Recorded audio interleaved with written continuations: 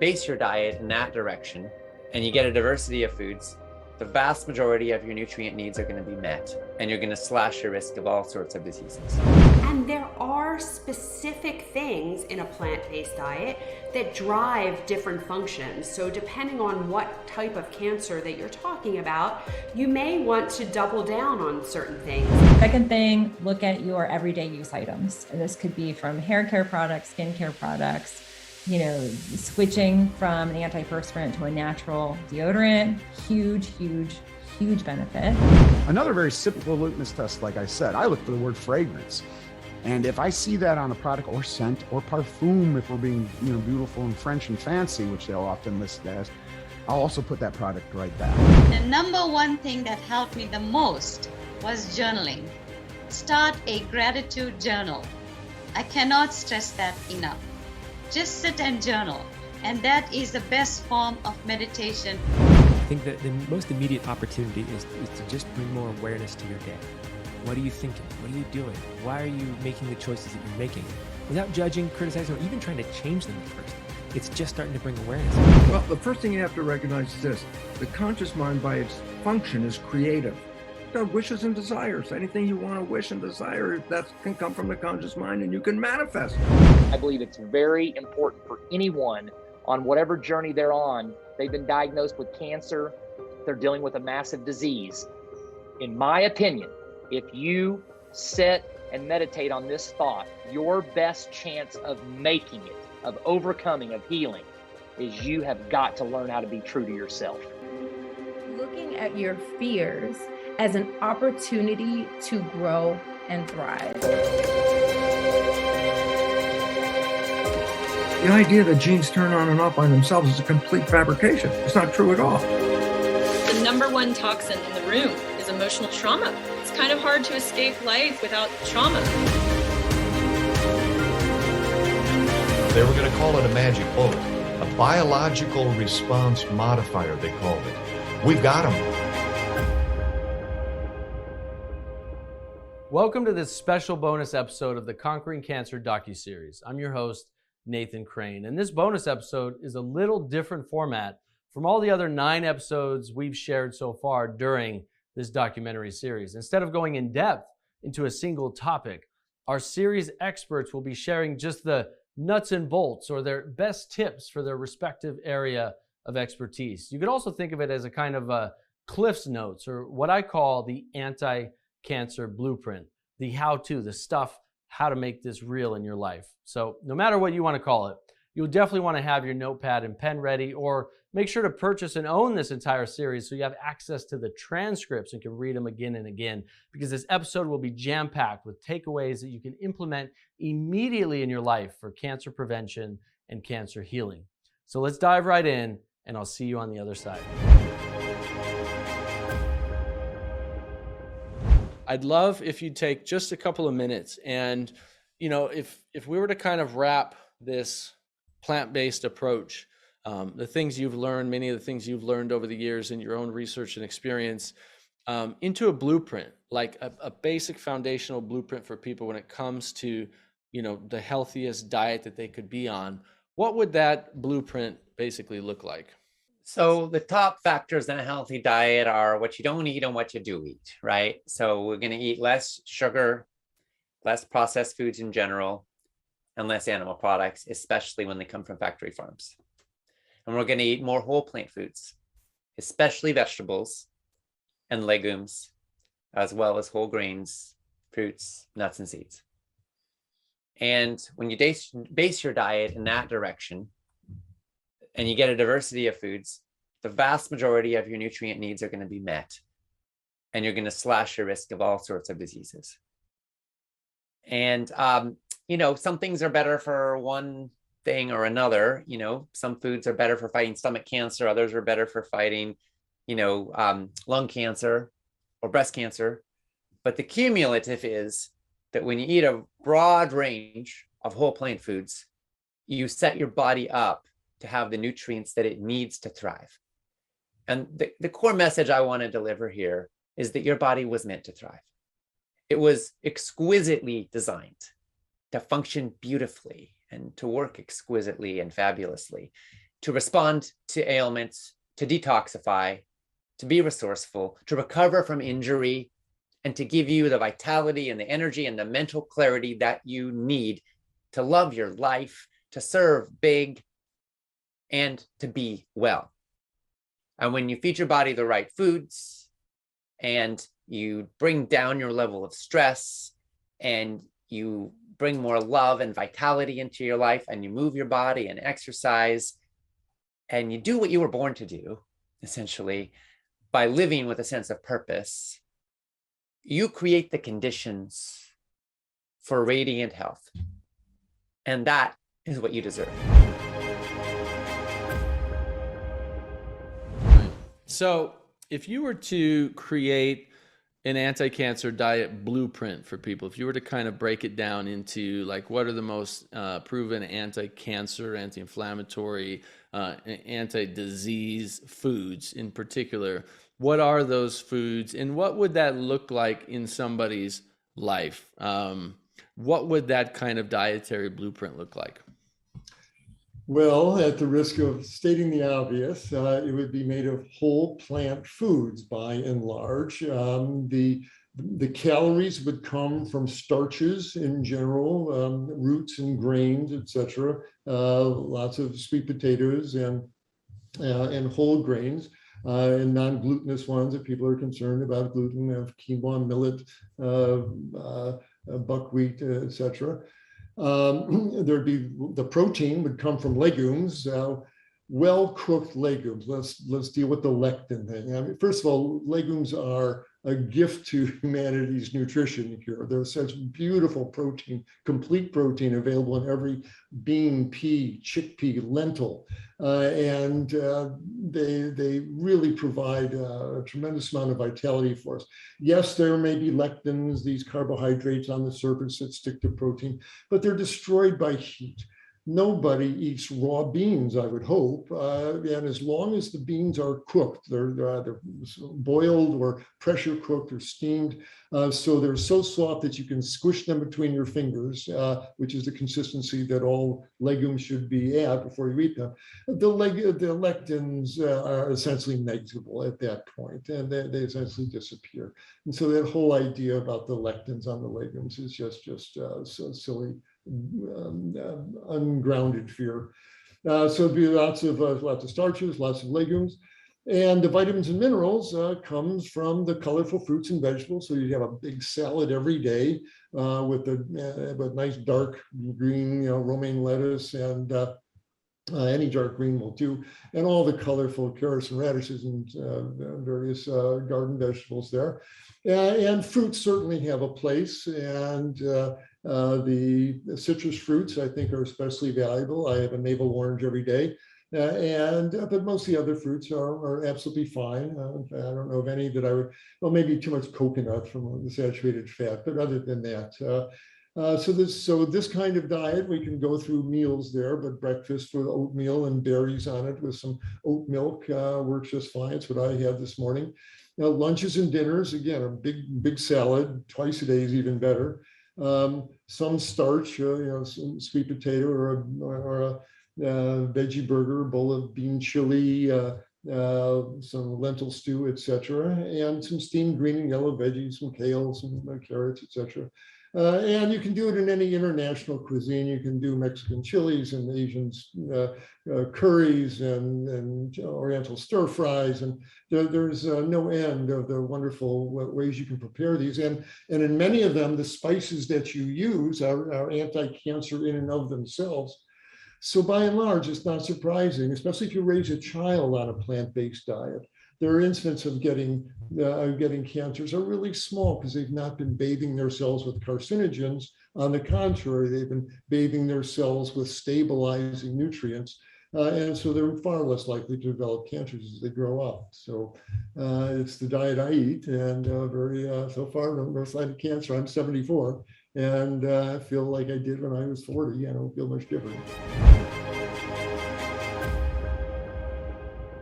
And so maybe if you could take a couple of minutes at least, put you on the spot here, take, hours and hours of information that you could teach over a weekend and condense into a few minutes. What are some of those Let's do this together, actually. What are some, like, if you were to give a blueprint for healthy digestion, healthy lymphatic system, and what we can do to enhance both of these and enhance our immune system to improve our odds of either preventing ever getting cancer in the first place or helping our bodies heal from cancer, what would those steps look like? And maybe you can tie in some of the commonalities between lymphatic system, digestive system, immune system, and cancer, so that we have kind of a blueprint to walk away with. Sure, absolutely. So the big thing would be to eliminate the toxins that you're absorbing. So from food, eliminate gluten, eliminate dairy, eliminate as much of the toxic soy, as well as preservatives, dyes, pesticides, herbicides, insecticides that are getting overwhelmed in our non-organic foods. So that's one really important thing. Second thing, look at your everyday use items. And this could be from hair care products, skincare products, switching from an antiperspirant to a natural deodorant, huge benefit. For men and women, because we didn't really talk a lot about the prostate health, but there's a direct correlation to lymphatics and prostate. But for men and women, when you take your undergarments off at night, if you have marks being left and noticeable changes either to the breast tissue or the prostate gland, it is really important that one, we change our undergarments so they fit better, loosen up the belt for men.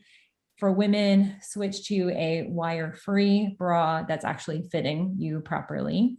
The other thing that, as far as the digestive health, there is a direct correlation where the lymphatics empty. So part of the detox process, any of the excess lymph that we're trying to detox, it will empty into the digestive process.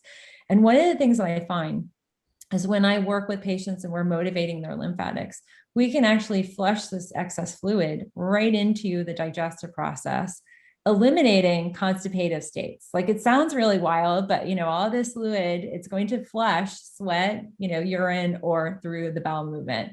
So we can take advantage of that lymphatic motivation to also move the bowels and to get rid of bowel stasis or stagnancy, where we're having through the hepatic vein a reabsorption of chemical toxicity. So, definitely addressing any constipative state. And that really means if you are not having a bowel movement 20 to 30 minutes after any food consumption, you're technically in a constipative state. So 1 bowel movement a day is still in a constipative state. 2, definitely if you are not keto and limited with your dietary time frame, we should be seeing 3 to 4 healthy bowel movements. No strain, it should flow very easily out the body. And that's really critical, because when we're talking about the lymphatics and our gut health, when there's that stagnancy of fecal matter and toxicity and digestive, the digestive process is impaired or slowed, there's a net effect to the lymphatics. The small intestine, each little intestinal fold, and we have thousands of them, the lymph folds, there are lymph nodes associated with each of those folds. And so there's a direct correlation where if we have any inflammation in the digestive lining from a leaky gut or poor dietary lifestyle, or even overwhelm from medication we're taking, then we're going to see a direct correspondence to our immune state as well as the lymphatic flow. So there's a connection too, where we want to clear and support our digestive health by, enhancing our fiber intake. Huge benefit by moving up to 35 to 40 grams of fiber a day. Average Americans consuming 10 or 11 grams. It's not a lot. Some of your favorite top fiber-rich foods that you recommend. Sure. So one, inulin or chicory root. I love that. That's highly potent. I love to recommend arugula and rich greens. Very powerful with that. The other thing that is not necessarily so fiber dense, but is going to also invigorate bowel movement, is to add kelp into your diet. Kelp's rich in iodine, and often people have slowed, weakened thyroid function that leads to slowed, weakened digestive process. And we have iodine receptivity in the digestive process as well. So I find that if I just add, if I'm eating 3 or 4 servings of fruit a day, so like, let's say a big handful of blueberries, 1 or 2 bananas, and an apple, a couple of tangerines, right? Like, I'm getting 3, 4, 5 servings of fruit. And then I'm also getting, anywhere from 4 to 8 servings of vegetables, right? So I'm eating some carrots, I'm eating some celery, some cucumber, have a big salad with greens, and then having some beans too. I mean, the legume family is amazing for digestion, right? And for cancer, the anti-cancer properties, but really, the fiber from the beans is amazing. As long as they're cooked fully, right? Which basically eliminates, the lectins for the most part. They become pretty much, non-existent. And so that combination, if you're eating that way, like your digestive system works so well. Your bowel movements are wonderful. When I wasn't eating that much fruits and vegetables and beans and stuff, it was like I was clogged up, and it was hard to have 2 bowel movements a day. When you're eating that way, you're having at least 3. I have at least 3. I mean, I'm getting a little graphic here, but this is so important, though. It's important. It is. For everybody. We need to talk about it. We need to talk about bowel movements way more than we are. Absolutely. And how they look, and they should look, very solid and not too hard, not too soft, not mushy, right? Like you can look at your bowel movement and literally it'll tell you what's going on in your digestive system, right? Absolutely. Yeah. So don't be afraid to turn around and look, because you'll learn a lot with what's going on in your body. But when I eat that way 3 times a day, no problem, right? Whereas before, like clogged up, and it's harder to have, even 2 bowel movements a day. So, just adding in fruits, vegetables, berries, greens, legumes every day, you're going to see a huge improvement in your digestive system. Absolutely. And then also the insoluble fiber is really great, because that also, for folks that have stagnancy, it's not uncommon to have diverticulitis. They're like open pores basically in the large intestine that are going to hold fecal matter. It sounds really gross, but that's the way it is. And insoluble fiber from like chia pudding and flaxseed, I take whole, it's really critical. I take whole flax seeds, grind them when you want to use them. So purchase whole and then grind as needed. And then you can, very similar to chia, you can add anything. You got yogurt, yep. It's bulking. Like coconut yogurt, yep.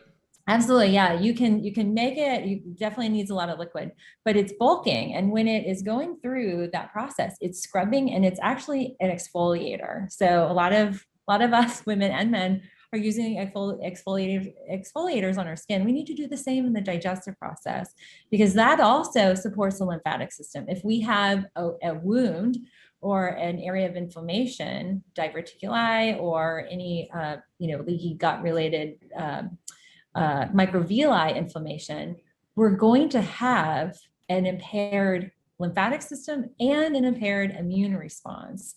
And over time, that sets up that environment we're trying to avoid. So it becomes really, really critical. So those are 2 really key fibers that I also recommend as well. In movement, what would a daily movement practice look like for the lymphatic system? Yeah. So there are a lot of ways to move the lymphatic system. And, I have altered, because of the type of patients that I often see with extensive progressive lymphatic impairment, lymphedema and lipedema.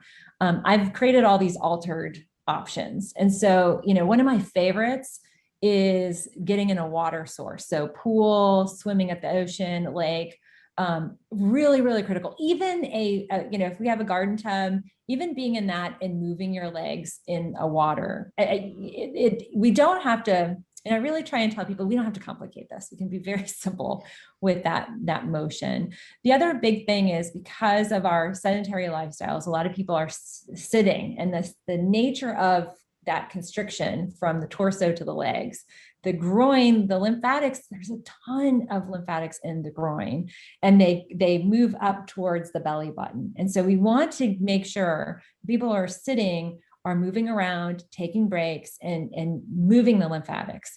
There's even the nature of what you're sitting on. You can sit on a big balance ball chair. That is enough. You can bounce while you're working very gently, and we could get that movement. So rebounding is great. The vibration plate is great.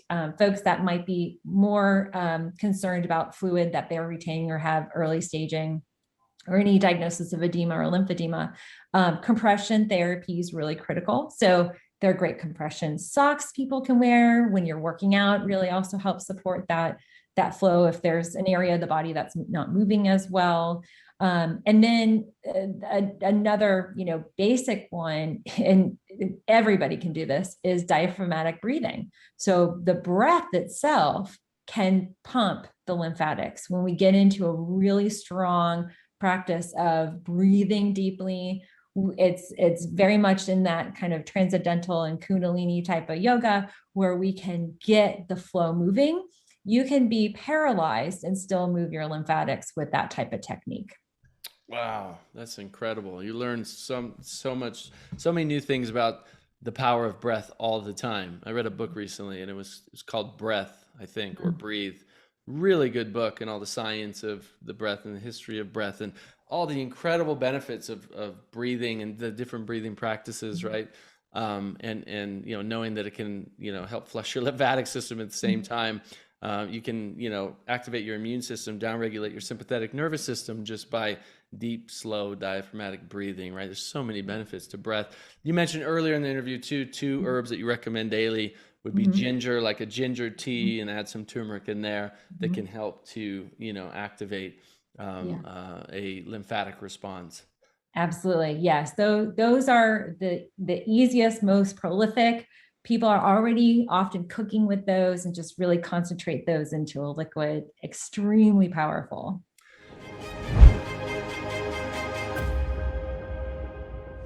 But isn't it true that many of the same things you'll do to enhance your immunity, enhance your body's ability to heal itself from a viral infection, are the same things you would be doing or very similar to help with cancer? The very same. And so, those three groups of people that you are talking about, that's who I'm talking to every single day, because it's all about creating an anti-inflammatory environment. Cancer is a normal response to an abnormal environment.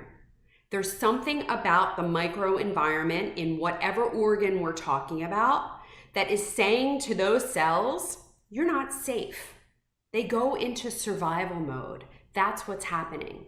So it's all about creating that atmosphere of calm for them, putting them at rest, finding that balance, right? And so the way that we do that is we do things that promote our health. And so when I talk to all of those people, I talk to them about nutrient-dense, whole food, plant-based eating, because that's really what we need to fuel all of the processes that our body needs to do. We need all of those nutrients from a plant-based diet in order to do that.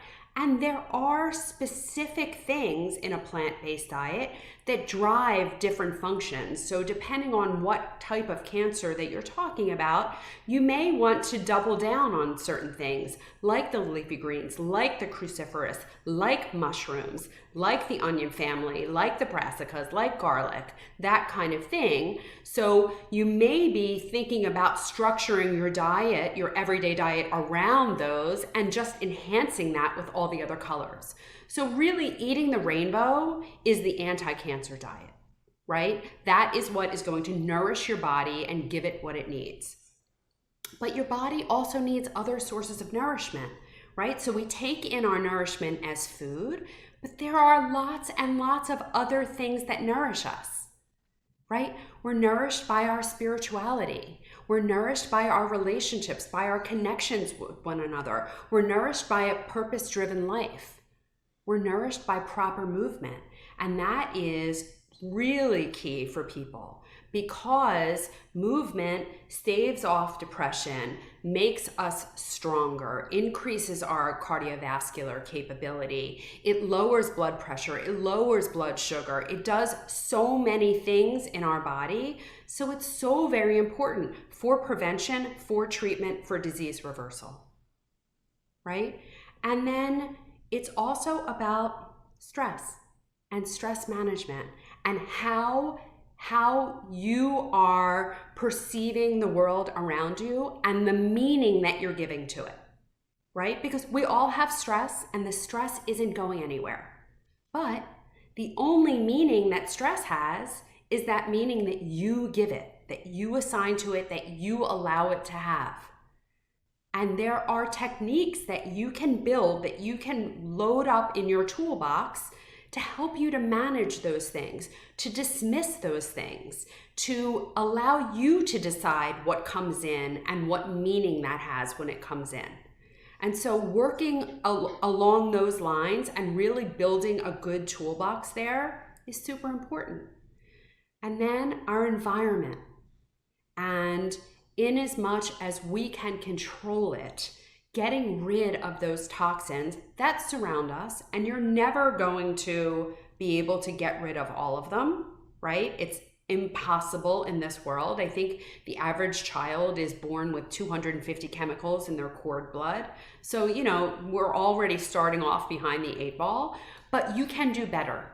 And that's all we can do is do better, right? So you can choose not to drink out of plastic. You can choose not to store in plastic. You can choose not to do takeout. You can choose these things. You can choose not to use traditional cleaners and not to use perfume and not to burn candles. And, you know, there are a lot of choices that we can make that make our environment better, healthier, less toxic. And lastly, so many people have dealt with trauma. And trauma has short-term consequences, but it also has a significant amount of long-term consequences. And I love the work that they're doing at Hopkins around psilocybin. Anyone who knows me knows I am a big believer in mushrooms. They are a kingdom like our kingdom, and they have tremendous, tremendous health benefits. And the work that they're doing around psilocybin in people with metastatic cancer is just absolutely amazing. And I'm really hopeful and excited for that to be released into the cancer community so that so many more people can benefit from it. I think you just laid a pretty beautiful, simple, solid foundation for taking care of our health from just about any chronic ailment, whether it's cancer, it's a viral infection, it's diabetes, it's heart disease, it's autoimmune disease. There's so many similarities in these, right? They're almost, I interviewed Dr. Dean Ornish for this series. I want to make sure people go and watch that because, you know, he's theorizing, which I've come to realize over the years in doing hundreds of these interviews and reading hundreds of research articles, thousands by now, thousands of hours, over 15 years in the natural health field now, that all of these diseases are so related. They're just showing up in the body in a different way. He's saying they're all pretty much the same disease, right? And it makes so much sense. Different manifestations, right? They're different manifestations of inflammation. That's fantastic. So if we were to take everything you just kind of shared and wrap it up into maybe a couple of very strategic minutes, and I would ask you something like, from your experience, what would be the best blueprint that you could give people when it comes to creating a healthier gut, having water that is both, you know, chemical free and hydrogen rich? Like what would that blueprint look like in terms of gut health and water for, you know, the greatest benefit for anyone wanting to help their bodies heal or just live longer, healthier? Right. So the perfect water, I would say the perfect water would be to get a filtration system that removed everything that's in water out.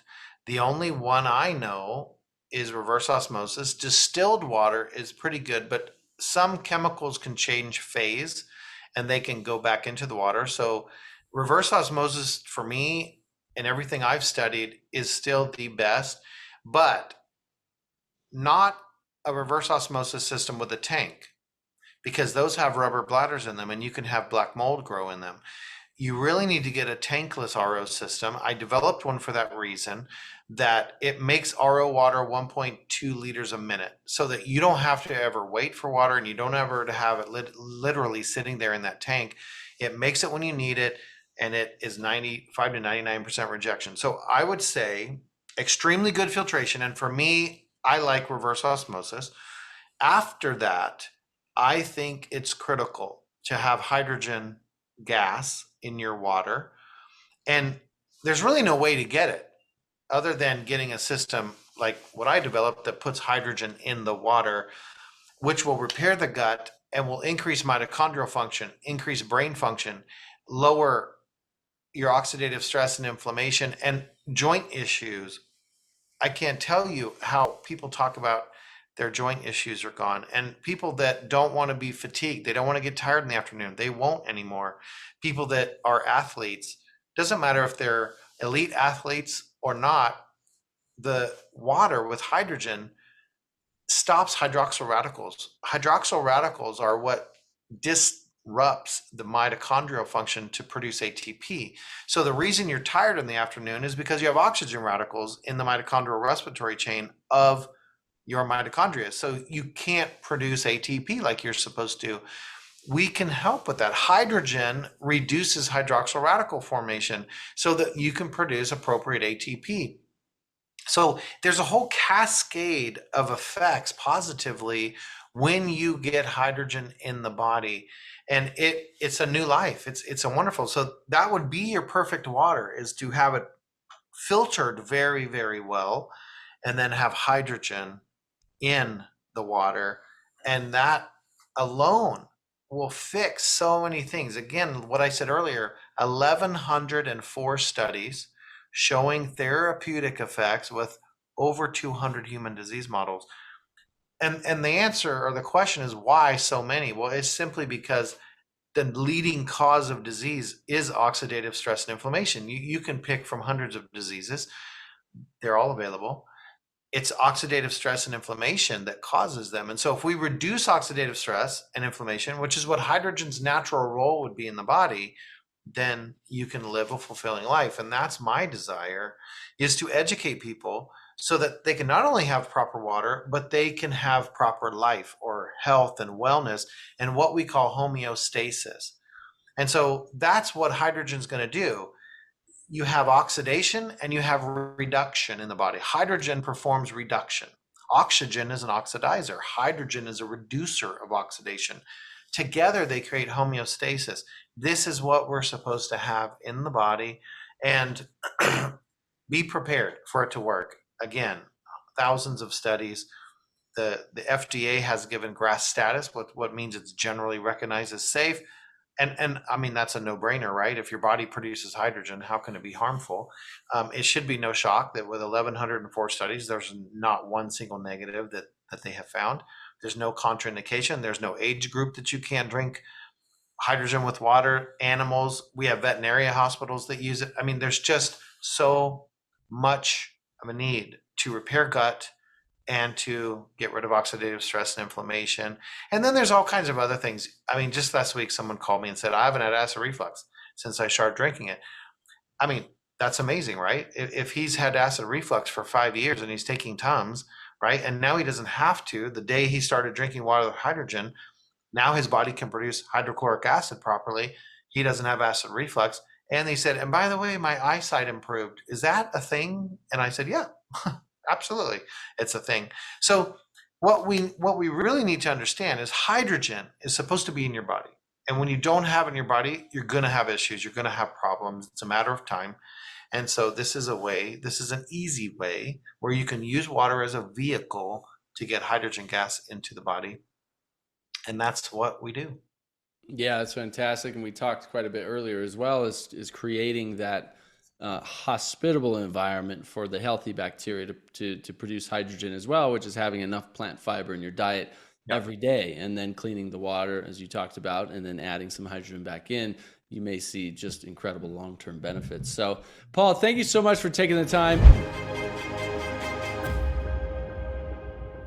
We just have a couple minutes left, and I wanted to ask if you were to recap basically, what we talked about and try to consolidate it into just a couple of minutes, something like a blueprint, right? What would that blueprint look like that people could follow when it comes to all of their skincare, body care products? What would you say that step-by-step would be? A simple blueprint to follow when it comes to your cosmetics and your personal care products. Number 1, remember that your skin eats. Never forget that. When you're pushing that grocery cart down cosmetics and personal care aisles, you're pushing it down a food aisle.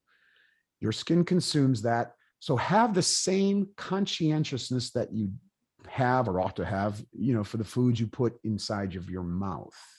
You don't want to put anything on your skin that you wouldn't eat, basically.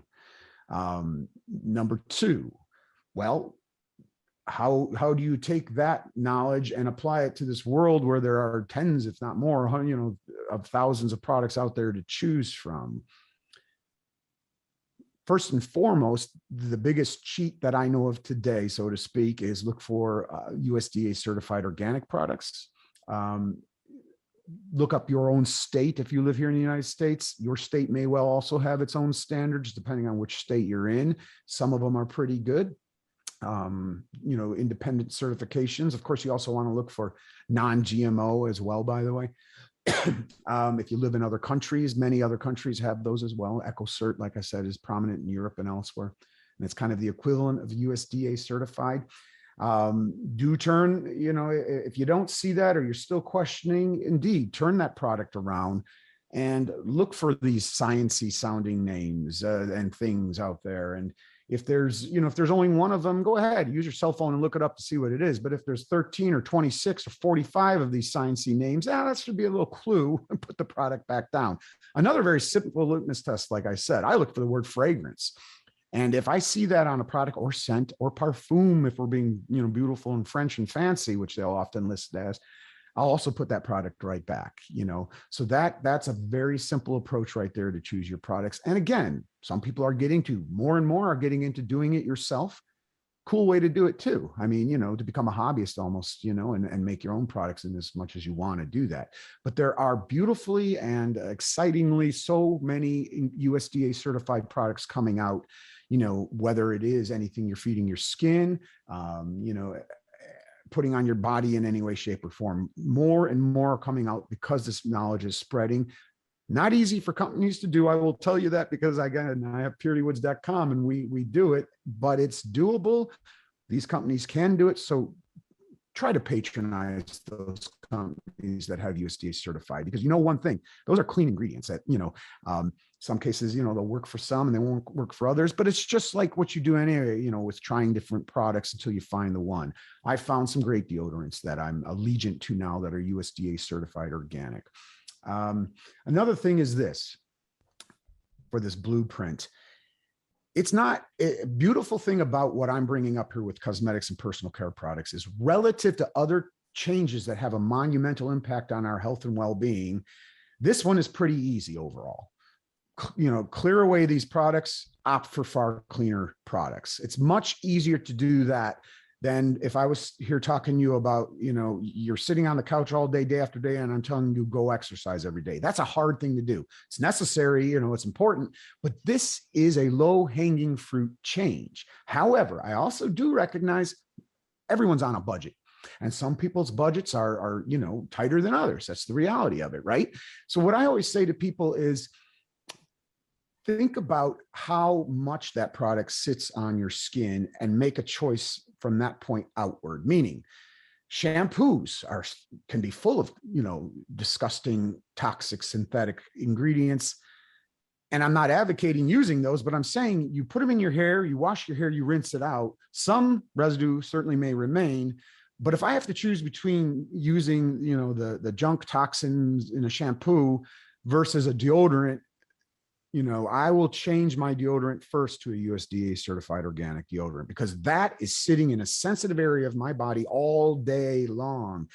Anything I'm feeding my skin, these creams and moisturizers, same thing. That's sitting on your skin all day and or all night long.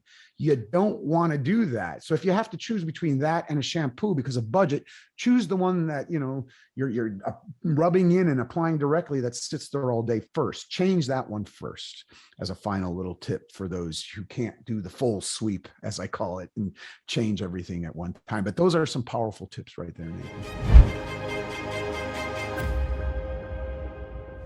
So last question, if you were to give us a blueprint, like take everything that you've learned in the last 8 years since your husband's diagnosis and since your diagnosis, all the changes you've made, all the lifestyle shifts, everything you've learned to help prevent recurrence of cancer, and you were to take all that and consolidate it in just a couple of minutes here, what would that blueprint look like? Actually, in my course, I do have a 4-step blueprint that I teach. So the first thing, the number one thing that really, really helped me, and anything I say is from my own experience and from what I did. The number one thing that helped me the most was journaling. Start a gratitude journal. I cannot stress that enough. Just sit and journal. And that is the best form of meditation. Many people say they cannot meditate. Well, anything you do, and if you're mindful and you are in the moment, to me, that's meditation.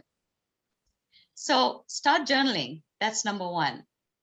And then, of course, diet and lifestyle is a big one. Movement, your body. Before you go there, what are your top principles for diet and lifestyle? Moving into a fresh vegetarian diet. The more fresh vegetables you can eat, the better for you. In the wintertime, I must say, I like to steam my vegetables a little bit because it gets really cold here in Canada. So I prefer steaming my vegetables, but I still have my salad. I love my salad.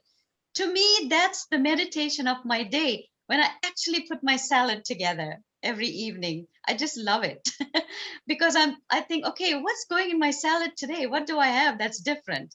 And yeah, that really brings joy to me when I put a salad together. What are some of your salads look like? Like, what are some of the ingredients you're putting in it? Now, I grow a lot of my own food. Even though I live in a condo, I grow a lot of food in containers. Wow. The base would be lettuce. Then I add broccoli, cauliflower, carrots, cucumbers, any kind of vegetable I can find, avocados. But to that, I will also add green powders, organic green vegetable powders like trifala, and I can't really think of all the names right now, but there's all the different powders. Sometimes I can't quite get it in my morning juice. My morning lemon drink, I have lemon water, turmeric, ginger in the morning. And if I cannot get all those there, then I add it to my salad. And that adds more nutrients to the salad. And then, of course, like I said earlier, my salad dressing is kefir. There's all kinds of kefir, but organic, of course. There's coconut kefir. There's all kinds of kefir that you can buy. You can even make your own. So that has been my salad dressing, and it's a probiotic. So it's served me well. And what are some of the other things? Of course, keeping up with your meditation, being active. 2 years after I was finished with my treatments, I was diagnosed in 2013, and I went through treatment for 2013, 2014. In 2015, I decided I wanted to do a 10K. And my family just looked at me and they didn't say anything. They thought, but they said, but you're still in treatment. You ready for this? I said, yes, I want to do this. And I practiced and I practiced. I was in Virginia where my daughters live. And this was a 10K that was, being run there. So I ran around their whole neighborhood every day without fail. And that's how I practiced. And I didn't think I would finish the 10K, but all I wanted to do is get started.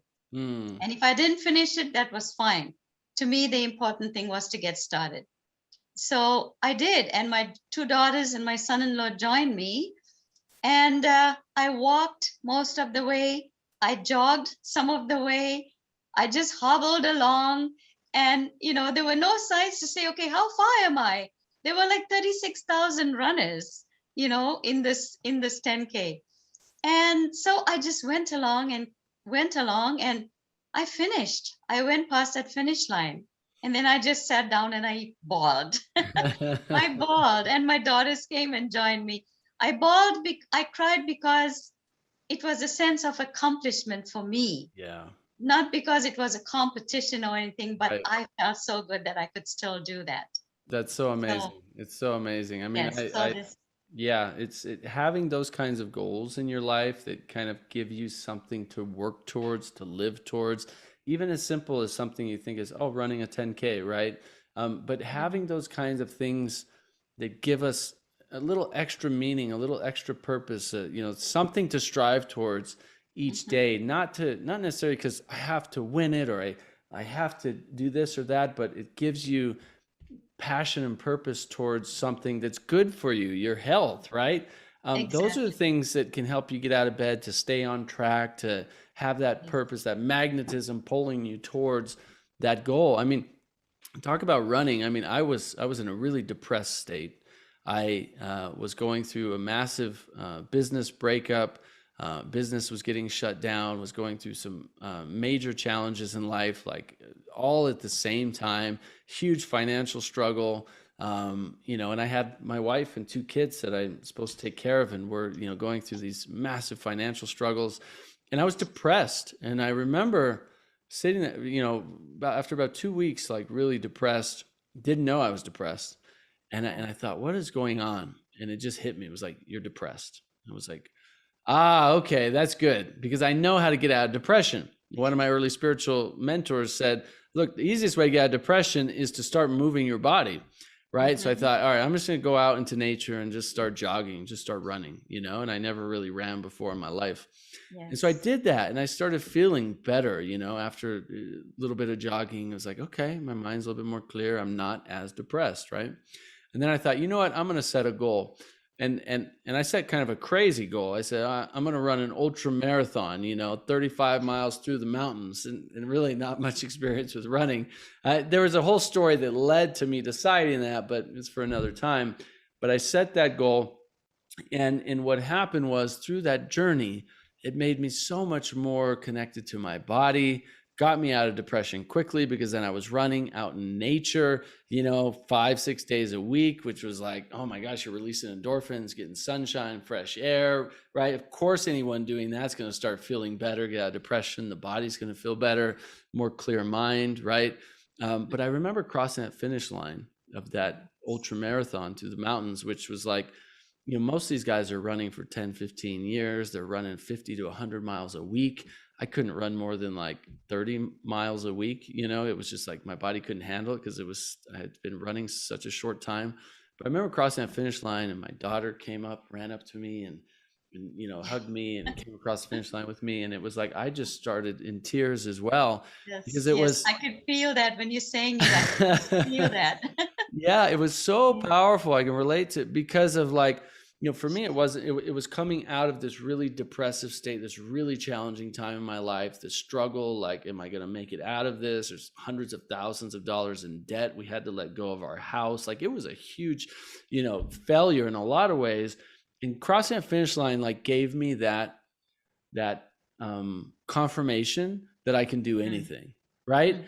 And it doesn't have to be someone crossing a finish line of an ultra marathon, a 5K, a 1 mile, a 10K, but something, it's like you cross it and it gives you so much hope and realization in yourself that you really can achieve anything you put your mind and your body to. And I feel that's what it did for you. Yes, it's a personal achievement and a personal goal, right? And yes, it's all about your personal achievement. You're not competing with anybody else. You just want to make yourself better from the last time. So yes. And now I'm looking forward to helping others along this journey and just loving it. From this training, it was amazing to see the type of people that were there, and I didn't realize so many of them didn't know the basics of good eating, of health. And I'm so glad I'm doing this work. I just feel pumped. That's beautiful. So if we were to add anything else to it, I'd say, really researching about getting the mercury out of your teeth, right? That's one of the big things you did. So getting those mercury fillings out, the diet, nutrition, lifestyle, exercise, all these things really important. How often do you meditate? Every day. An hour in the morning before I even get out of bed, and an hour in the evening when I go to bed. It's a different type of meditation. And then I do an hour in the morning, hour in the evening. My evening meditation is more of gratitude for the day. And then the morning meditation is thanking, being thankful for the day and seeing who I can help in the process. And during the day, I do a lot of, just mindfulness. I live in mindfulness. Anything I do, I'm in the moment and I enjoy every minute of it. And it's the energy work, I teach the energy. It's the energy of it all. It's not about what you eat, it's about how you eat. And that's a big eye opener for many people. Oh yeah, no, I bless my food and I eat. No, but how are you doing it exactly? Are you watching the TV? Are you answering emails?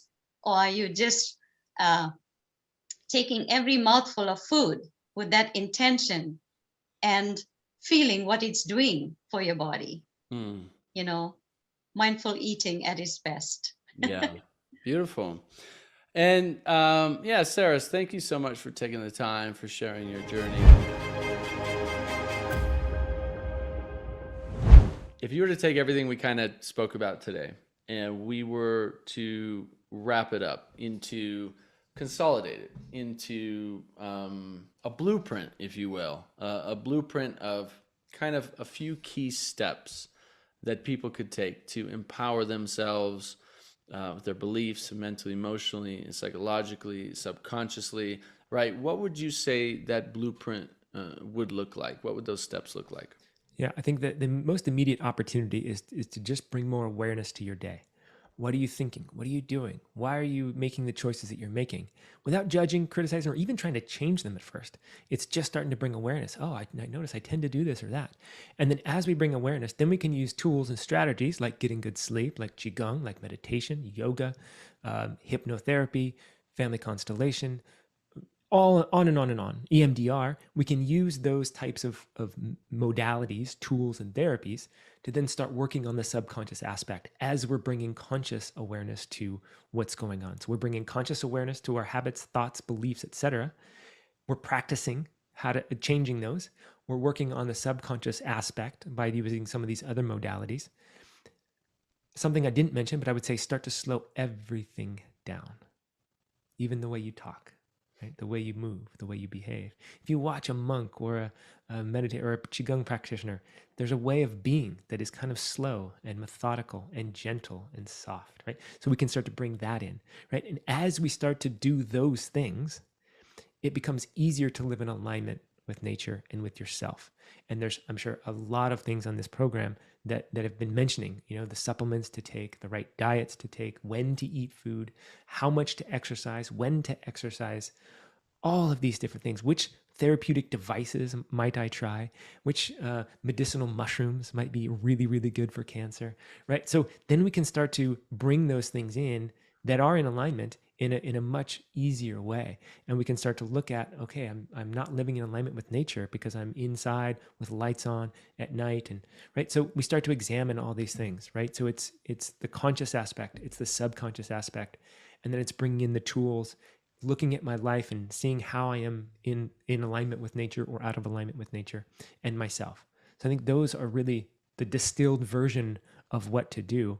And again, it does come down to the conscious aspects and the patterns that we're running on that level, as well as the subconscious level. Beautiful.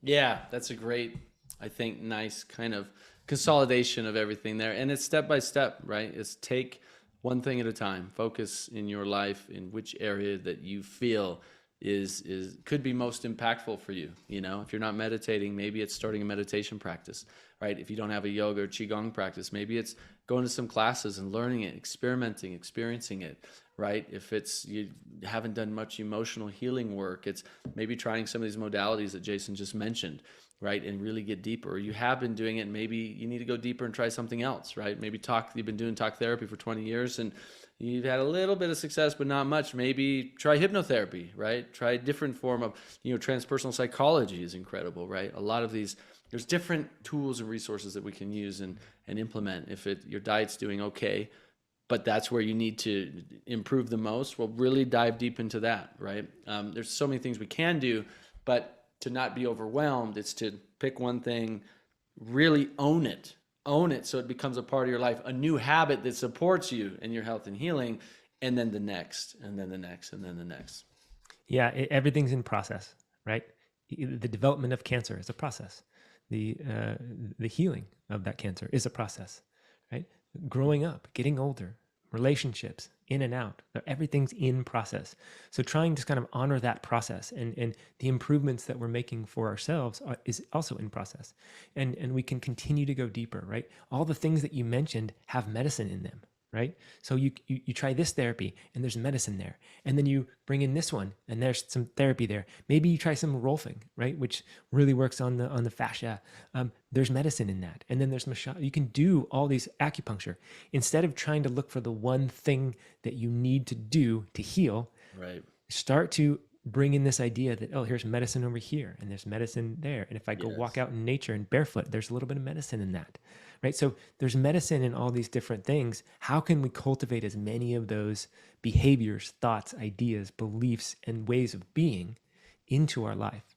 And as we start to do that, even though it sounds like we're complexifying things, ironically, we start to simplify. Right? Simplifying the diet, simplifying the movement. I mean, again, I point to Qigong because it's like the almost the ultimate simplification tool to cultivate energy from within and start to change everything with that one modality, one practice, right? Again, yoga is similar in that way too. So we can simplify, and then things don't feel so hard. Beautiful.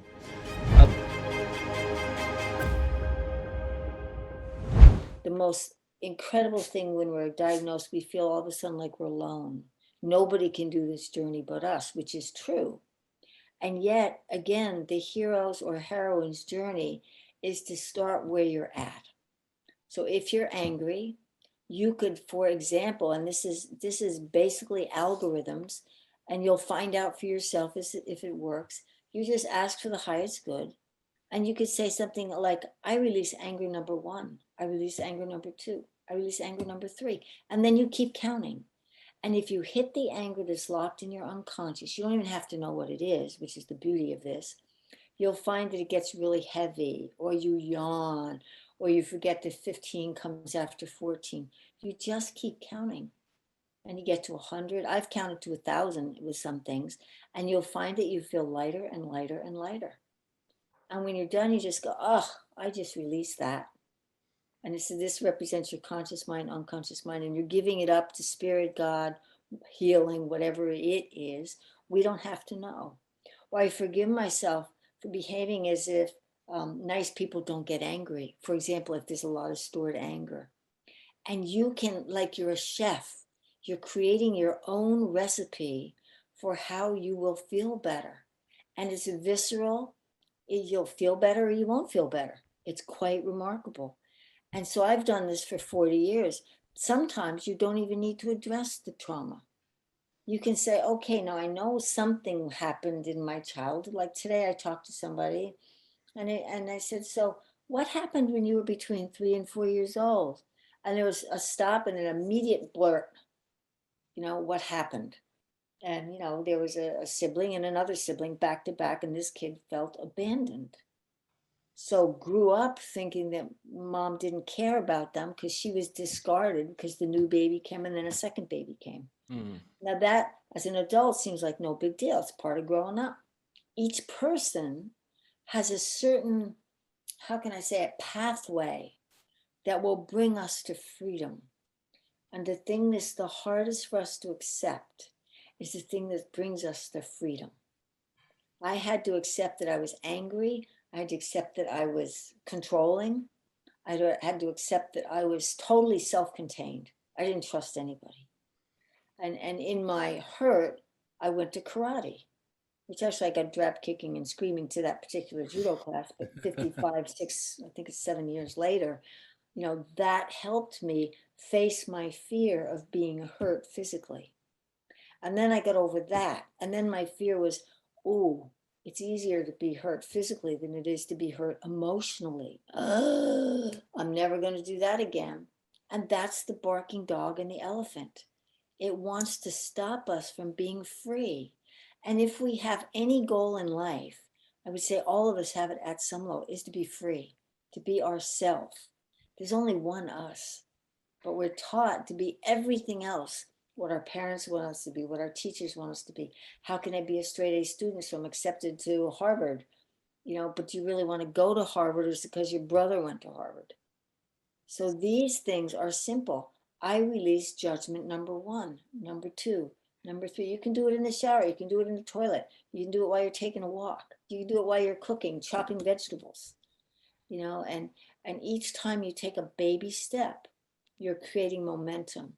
And then when you acknowledge the baby, no matter how tiny it is, if you acknowledge it, you get more momentum. So it's a give and a take. There's the doing, and then there's the receiving of what you did and the acknowledgement of what you did. And if it doesn't work the first time, be smart, try something else. I think it's like putting a jigsaw puzzle together called your life. Where are the missing pieces?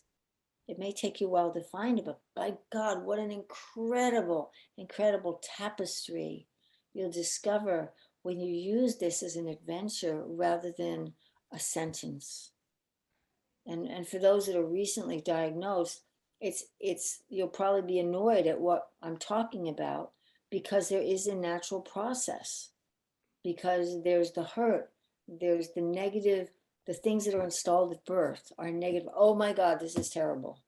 As opposed to, oh my God, I have an opportunity to be free. So there's stages. And so what I'm saying may resonate with someone who's further along, and they've said yes to the doctors and it hasn't worked.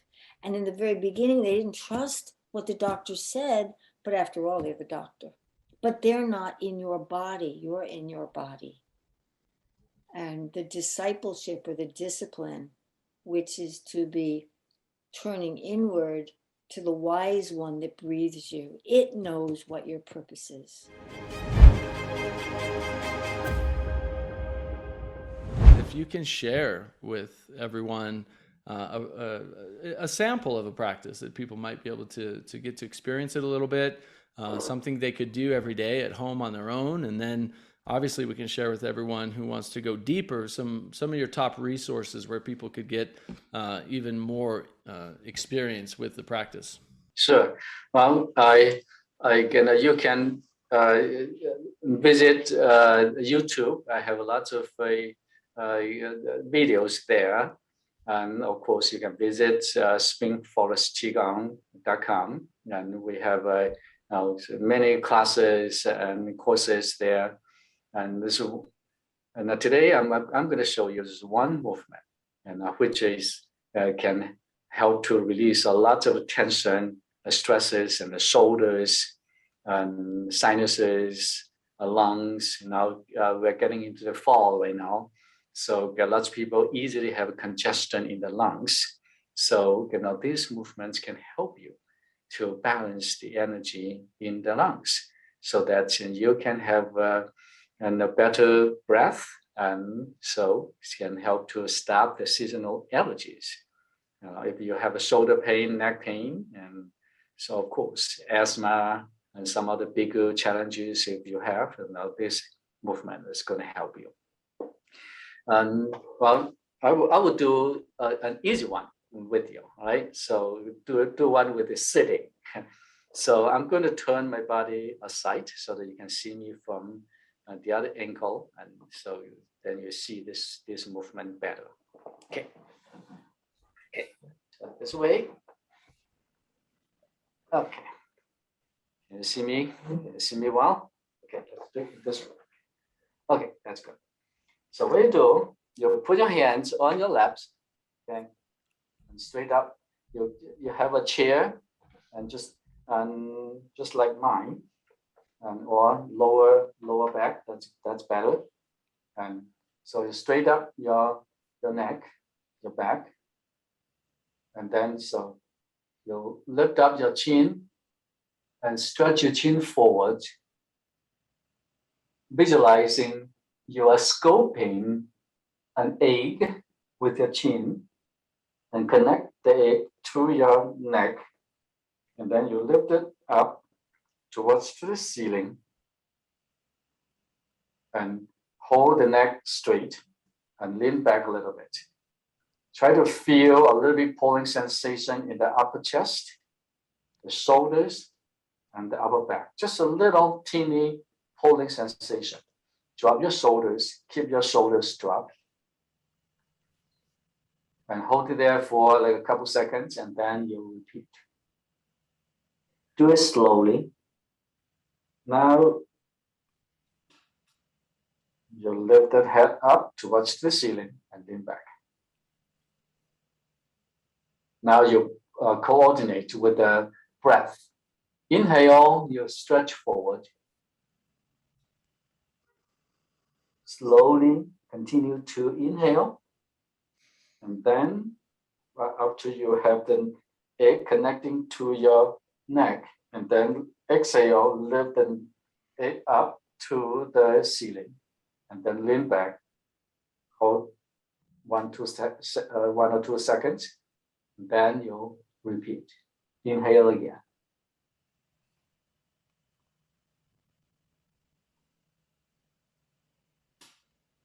Now, when you do this movement, you don't need to bend way down forward like that. I want you to move the spine from the diaphragm up. It's not the whole spine from the lower back, right? Just this part. You know why? I found out most of the people who have a cancer, they have a major energy blockage right in the middle of the chest. The upper part of the body belongs to the yang energy. The lower part of the body belongs to the yin energy. One of the main reasons causing serious energy blockages in the body, because the yang and the yin cannot communicate. The blockage is right in the middle, inside of the chest, in the diaphragm area, in the bottom of the height. So that is the energy point. So you need to soften this part of the body to get it open. So by getting this part open, any other blockages causing asthma, emphysema, migraine headaches, tumors in the brain, breast tumors, you just name it, because energy blockages, only one. The symptoms can have many.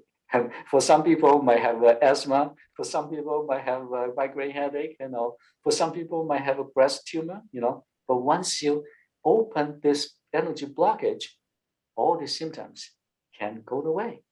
It is just like that simple, but you need to do the movement slowly, gently, by putting a smile on your face.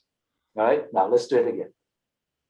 So inhale, stretch your chin forward, bend over just a little bit. Slowly visualizing you're scooping a ball, an egg, connecting to your neck, and then exhale. Straight up and lean back a little bit. Feel the pulling sensation in your chest. Then inhale again. You do it in the way you feel comfortable. Remember, do it slowly and breathe gently and deeply. Usually you take like 5 seconds to inhale and 5 seconds to exhale. And when I do it, I take 15 seconds to inhale and 15 seconds to exhale. So it depends on how your breathing situation is and how much you have been doing Qigong or any meditation techniques with the breath.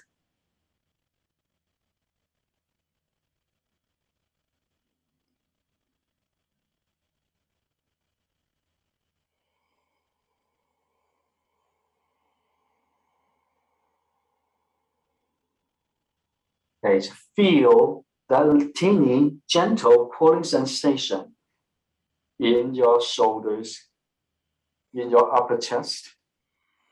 That is the key. Okay, one more. Inhale, stretch forward, visualizing you're scooping an egg. And you connect the egg to your neck, and then gently lift it up to the ceiling. And then lean back a little bit, hold it there for 1 or 2 seconds, and then repeat. Okay. Okay, is that simple enough?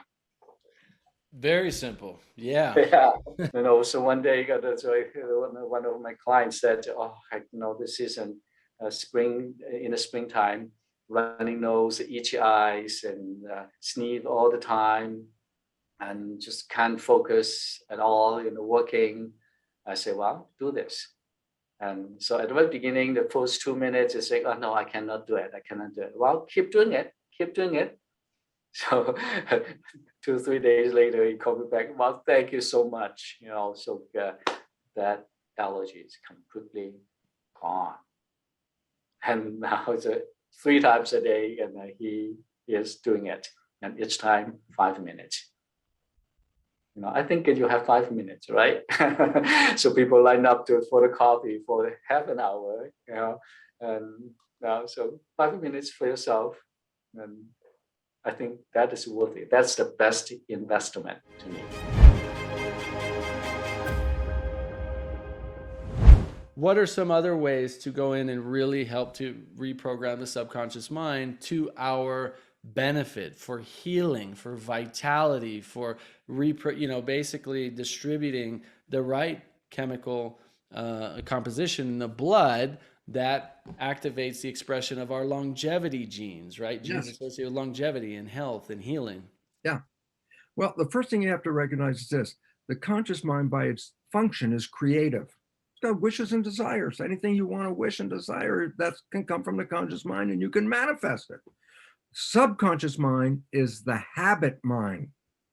And I go, what does it mean? I say, well, when you have a habit, especially one that's good, you don't want it to change. And I go, like, what? Here, everyone thinks, oh, the subconscious is evil. I go, no, it's a hard drive. The programs can be good and the programs can be bad, but don't blame the subconscious mind. It's just a database. And so I go, so why is it relevant? I go, because the subconscious mind is programmed and does not want to change a program because then it's not a habit. And I say, when did you learn how to walk? Oh, before you were 2. Are you still walking? I go, yeah. I go, then guess what? That's your original program. That's the habit you learned at 2. And it's still there, and it'll be 100 years old and you can still walk because that's a habit that doesn't want to change. Well, that's a good habit. What if you have a bad habit? I go, oh, well, now you got a problem. Why? Habits don't want to change.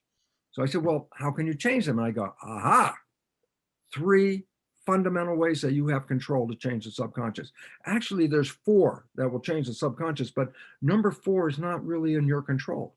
It is when some life shock causes you to immediately change your behavior. You go to the doctor, you walk in the room, and then he says, you got terminal cancer. That can cause you to immediately change your life. Like, oh my God, I changed my life. And then boom, you change it. But that's not under control. As if I want to control. And I say, well, how did I get the habit in the first place? I go, oh, first 7 years, the brain was operating at a vibration lower than consciousness. It was in theta. Theta is hypnosis. You want to be hypnotized? Remember the old days, they have a watch and they'd swing it and they say, you're getting tired, you're getting sleepy. I say, what's the relevance of that? That's what brings the vibration of the brain down into theta. And so when you're just about falling asleep, theta is now directly connected to the subconscious. Conscious mind, not even involved. Subconscious mind. So it's hypnosis. I go, oh, you mean I can change my program with hypnosis? Of course you can. But here's the cool part. You don't need any hypnotherapist to do this. I go, why? Because the vibrations in the brain change during the day. At sleep, that's the lowest vibration of the brain. It's called delta. As you start to become more awake, then you get into theta. That's where that theta hypnosis, imagination happens right there. So like if you have a clock radio and you're waking up and there's a story on the radio and you're still in theta, you can take that story and turn it into a dream, a waking dream, more or less, of what's going on. Okay. So you could put an audio on that's got a positive message that you want to reprogram your beliefs. Yeah, but you got to put it on. You got to put it on when you're in theta or before you're in theta as you go into theta. I say, so what's the relevance? I say, You wake up, theta is just before you wake up. Alpha, oh, I'm awake. By the time you go to work, there's a higher vibration called beta. But now when you come home, there's a reverse. You came home in beta, high vibration. You relax. That's calm consciousness. That's alpha. And just as your eyes go to sleep and you're disconnecting, I'm going to go to sleep, I'm not going to be here. The next activity of the brain is theta.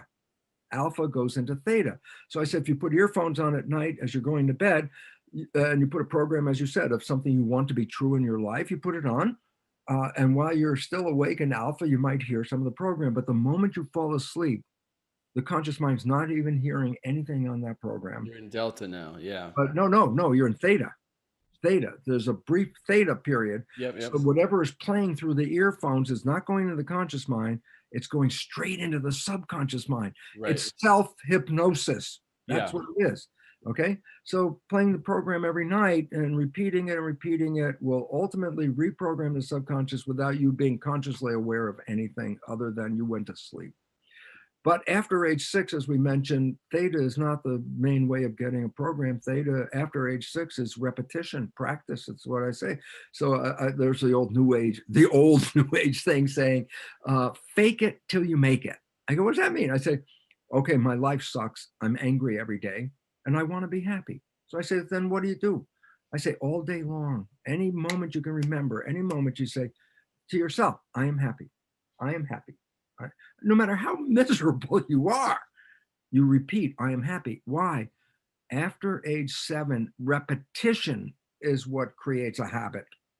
And so every day you can say many times during the day, I'm happy. No matter what's going on. And then I say, so what? I say, one day you wake up and guess what?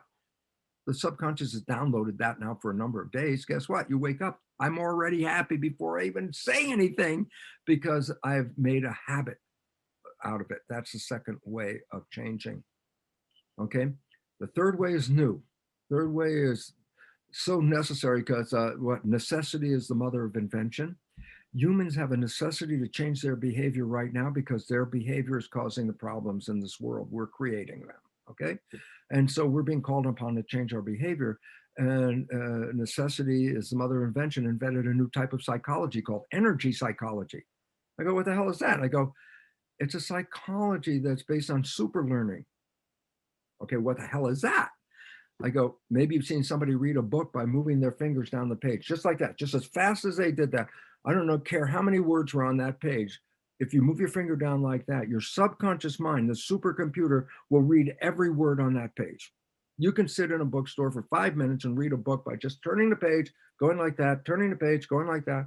And I say, oh, that's super learning. I said, yeah. But if you can engage super learning with a desire to put a program in, then you can download a program in minutes. The repetition, the theta hypnosis, this is a time element. You got to repeat it and repeat it and repeat it. Energy psychology engages that super learning moment that I can put a new program in minutes and walk away a completely different belief system. And there are many different modalities. I got about, on my website, very simple, brucelipton.com.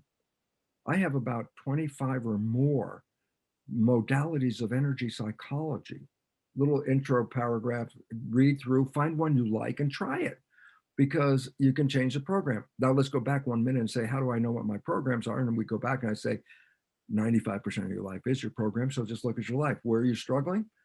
Turn that into a positive statement instead of a struggle statement. Okay. I'm not healthy. I say, no. You say, I am healthy. I say, I got cancer. Doctor says I'm dying. I say, you still say to the mind, I am healthy. And it's like, what? I'm dying with cancer. What do you mean say I'm healthy? I go, the mind's job in repetition is to turn it into a program. And if I program, I am healthy and repeat that, then the function of the mind, when it gets that program downloaded, the function of the mind is to manifest the program. That's what we're doing anyway. You have a negative program, you're going to manifest that. That's where the problems come from. You got a positive program, you manifest that. That's where good comes from. You want to put a new program in, then put in one that is in the present tense, I am healthy. Now, I need to emphasize this because the harder part is actually what statement do I want to be as a program? And I say, why is it relevant? I'll give you a simple example. Let's say I have a cancer and I say, new program, I will be healthy. I will heal. I will be healthy. I will. And I go, wait a minute, make a recording of that. I say, why? Today you just programmed, I will be healthy. Now I say, let's go 1 year from now and let's hear that program. And it says, I will be healthy. I go, it's a year later. Did you get healthy? No. Why not? Because you said, I will be healthy. I will be means that it's a future and you can't get there. So I say the hardest thing in the world to really comprehend is I'm got a terminal cancer going on and I'm going to say to myself, I am healthy. I go, yeah, but that's what you have to say. Because once I am healthy, if you're not healthy and the program is I am healthy, what do you think the function of the mind is? To manifest health. The function of the mind is to create coherence between your belief and your reality. Reality, I have cancer. New belief, I am healthy. Function of the mind, has to go back and get rid of the cancer because that's the only way you're going to get coherence with the new belief. So there are 3 ways to change them. Everything else is difficult and doesn't work. People talk to themselves. I'm going to get healthy. I'm going to have better. I have better behavior. I'm going to have better behavior. I say, who are you talking to? Well, I'm talking to the subconscious mind. Go, there's nobody in there. You might as well talk to the hard drive on your computer. Your computer isn't working right. Talk to it. Hey, come on, computer. No more glitch here. Come on, computer. Hey, I've been talking to your computer. When do you stop it? And I go, talk to your boo in the face. Why? There's nobody in the hard drive. And talking to ourselves in that sense of trying to direct my subconscious, like, so who's listening? Nobody. I go, well, then you're wasting a lot of time. And that's the problem. That's why what you're saying is it's that repetitive affirmation until you truly believe it, and then you physically manifest it. Right. And trying to talk yourself into it. It has to be in the present mode. In the present moment, yes, exactly. Because any future is I will, I shall, or something like that. That doesn't mean. And what's fascinating about this is not only has a lot of the science that you have done and been a part of and contributed to, but a lot of the science that is coming out now it has completely validated everything that you said. Which is so fascinating, right? For me, it is. Because when I first started talking about this 40 or so years ago, people looked at me, oh, you're crazy, Lipton. And I just said, look, that's a belief system you're dealing with. And I tell you, I changed my belief system. And what had happened? I changed my entire life.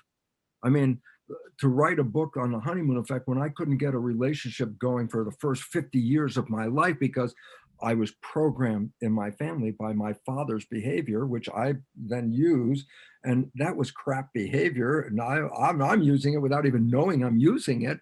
And of course, I chased away any relationship possible. But once I understand, wait, my subconscious is playing these programs 95% of the day. They're sabotaging me. I changed the subconscious, and my life changed. I end up writing a book on the honeymoon effect. A guy who couldn't get a relationship off the ground for 50 years is now writing a book on the honeymoon effect. Why? Well, I've been on a honeymoon with my partner, Margaret, for 22 years. It's not a honeymoon that disappeared. We wake up every day going, hey, we're here and we're in love. And guess what? Every day is a love day. Yeah. And that's enhancing your immune system, and it's keeping your body healthy and vital. And this is what we need. I mean, this is what I believe we really need, is to understand the power of our own mind, the power of our own beliefs, our own thoughts, practice these things every day to reprogram our subconscious to support our health and healing and vitality. And if we say things, catch ourselves, if we say things that are negative or defamating, for example, we got to catch ourselves and stop it and then reprogram. And it's an everyday thing. But as you said, these energy psychology therapies, if you will, can help accelerate a lot. Absolutely. And that's most important, because there's a way to get into the mechanism. But if you didn't understand the mechanism, you still believe the genes did this, and you have no control over anything because you do not have a consciousness that empowers you. Yeah. And to tell you the simple truth, the world does not want us to be empowered, the leadership. There was a wonderful video by Michael Moore called Sicko. And he had an interview with a British parliamentarian, Tony Benn. And I said, well, what did Tony Benn say? And I said, oh man, when you look at him, he just straight into the camera says, governments do not want a healthy, intelligent population because they are difficult to control. Yeah. I go, whoa. And then I look, I say, I'm an old guy, 77. So I say, what? I say, I can go back to a time when we had a different way of living in the States. We had a wonderful way. We were the most intelligent of all the countries because our education system. We were technologically the most advanced. We had all the great things going here in the United States. We were like #1 in good things. And I say, and where are we today? I say, down near the bottom of the pile, the least intelligent, the sickest, people are here with the most money and not getting any better because the idea was to throw money at it, it gets better. I go, no, it doesn't. They're still using the same damn radiation and chemotherapy from 1930 on most cancer. I got 1930. I go, yeah, they're still using that same stuff. No matter how much we learned, we're still at that old place.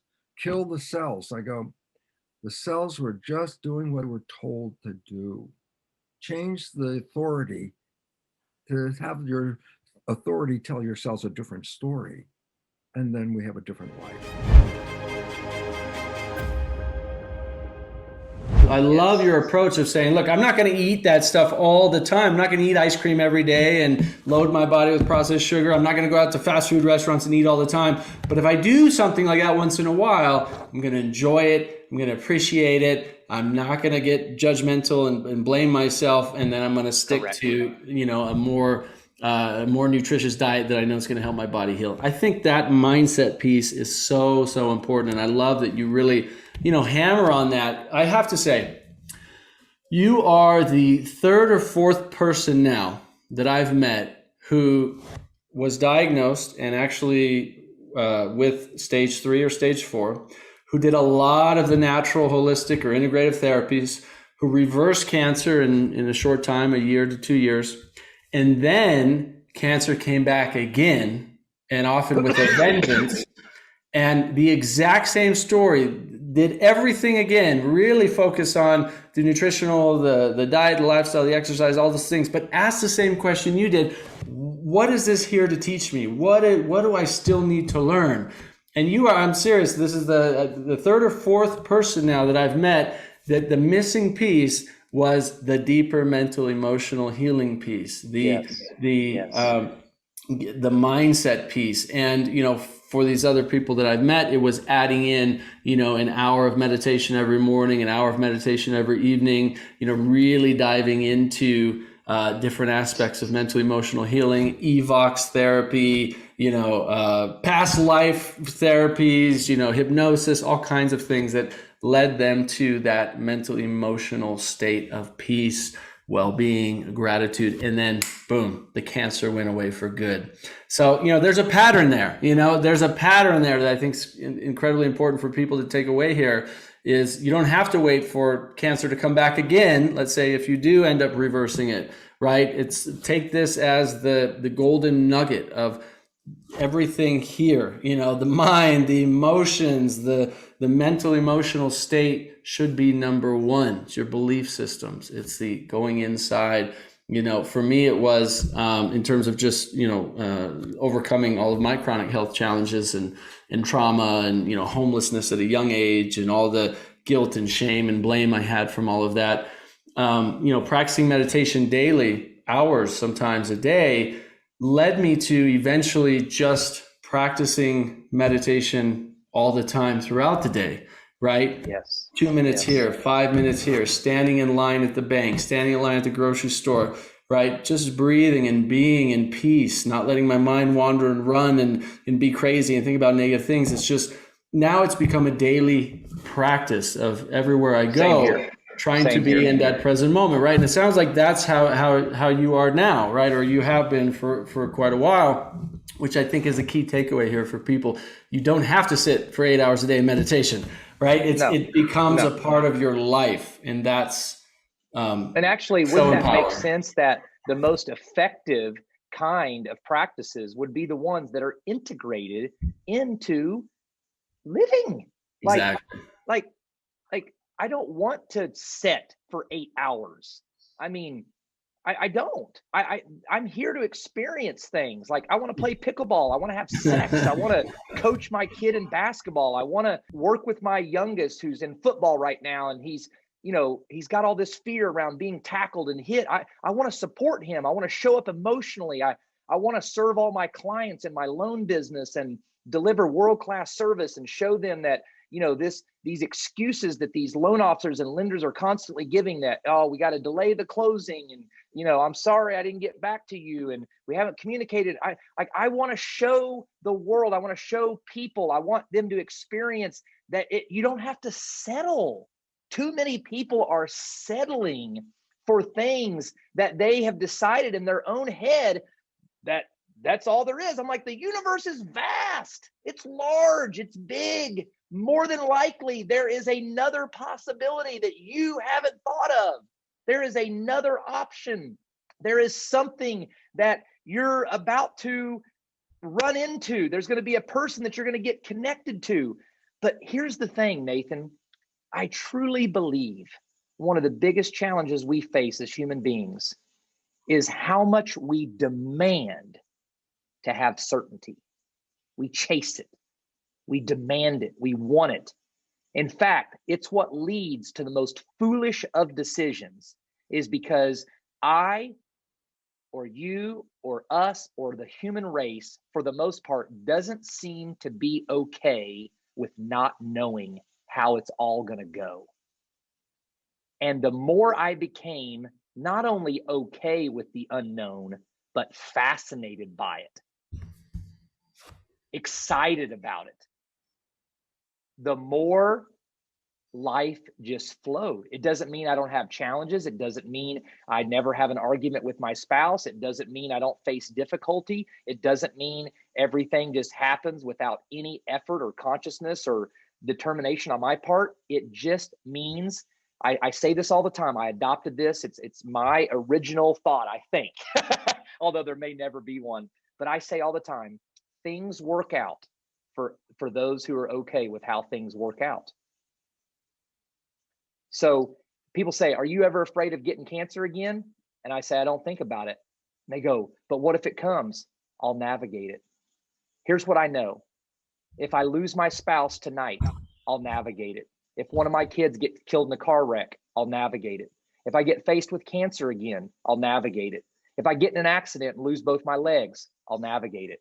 I'm not telling you I won't cry, be angry, have a ton of grief, have to go through some super long process. I'm not telling you it wouldn't be the most horrific thing ever, but I'm no longer going to live in some false illusion that I can have safety or certainty or be in total control or predict how it's all going to unfold.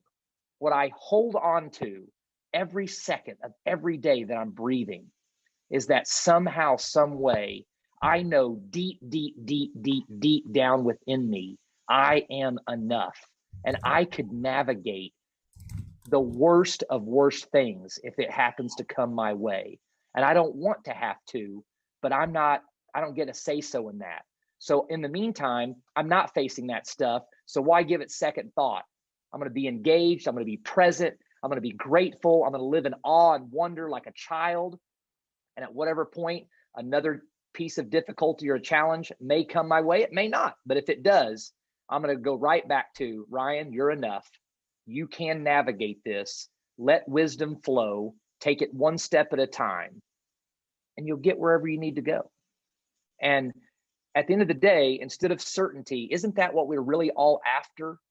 Because we're smart enough. All you have to do is sit in silence for just a little bit of time. And you can't control it all. You can't live in a bubble. You can't mitigate risk to the point that, nothing you perceive bad ever happens to you. So what are we really after? We just want to know we're enough and that we could handle it because we can. But we've been fed a lot of nonsense that tells us otherwise. And those thoughts cycle over and over and over again. And if you don't learn how to become the observer of those thoughts, you'll be a slave to that conditioning and that programming your entire life on planet Earth. And it sucks. So there's some incredible words of wisdom for everybody tuning in, listening, viewing, watching, to really just, oh my gosh, I mean, I've gotten chills during this interview, to really embrace and honor and accept and know that you are enough and that you do have the answers, the solutions around you when you can quiet yourself a little bit and really ask for that guidance, ask for, what is this here to teach me? Why is this challenge here? What can I learn from it? How can it help me grow and become a better person? And, it's amazing when you can sit quietly and you start asking, earnest questions within yourself, how quickly those answers and solutions start appearing, right? And Ryan, I just want to commend you, brother. I mean, you're a true wealth of knowledge, of wisdom, of inspiration, and your message is really empowering, which I absolutely love. I want to recap a few things you said that really stuck out to me. I hope people are writing these things down. Really early on, when you were given the prognosis, you had 2 to 3 months to live. You didn't accept that reality. You didn't accept what I call the fake expiration date, right? And you said, I may not survive this. I may not reverse cancer, but I'm going to try, right? I'm going to see what happens. I'm going to give it my best shot, right? And that mindset shift alone, if everybody would just take that mindset shift alone, the path, you may never reverse cancer. Maybe you stop the spread. Maybe you add 10 or 15 years to your life, but those years are filled with quality and joy and happiness and fulfillment, right? But it's that level of acceptance, accepting that I don't have all the answers. I don't know exactly what's going to happen, but I'm going to give it my best shot. I'm certainly going to try, right? I'm not going to give up. That's it.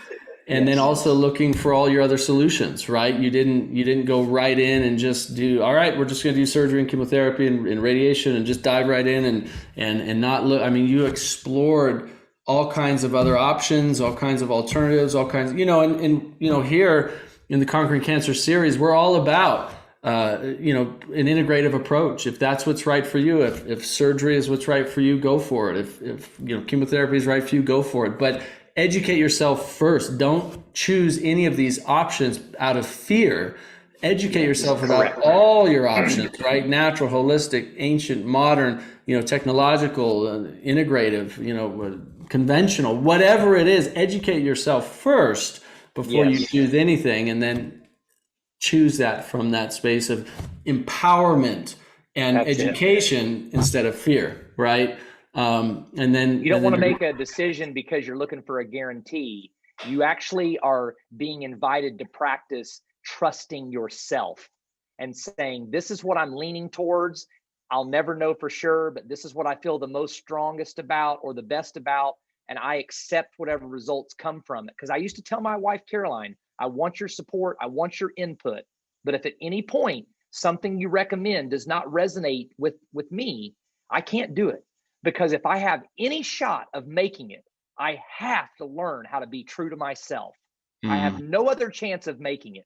And that doesn't mean I'm saying I'm for sure going to make it by being true to myself. But what I do feel very strongly about is if I'm not true to myself, I won't make it. And I followed that path. And there were times where I just said, Caroline, I'm not doing that. I can't do that.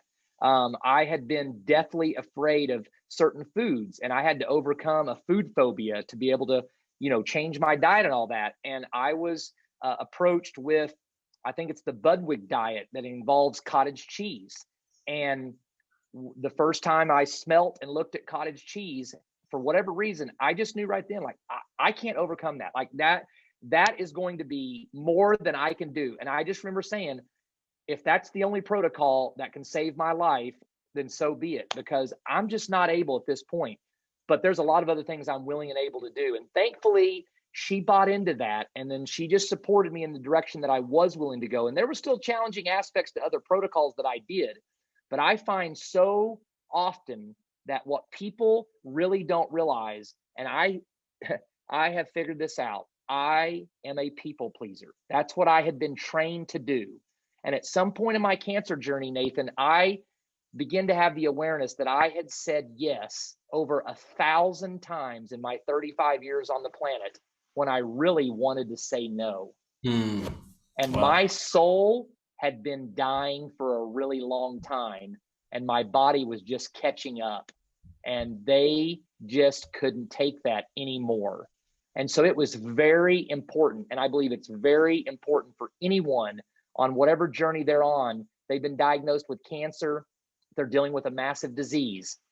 In my opinion, if you sit and meditate on this thought, your best chance of making it, of overcoming, of healing, is you have got to learn how to be true to yourself.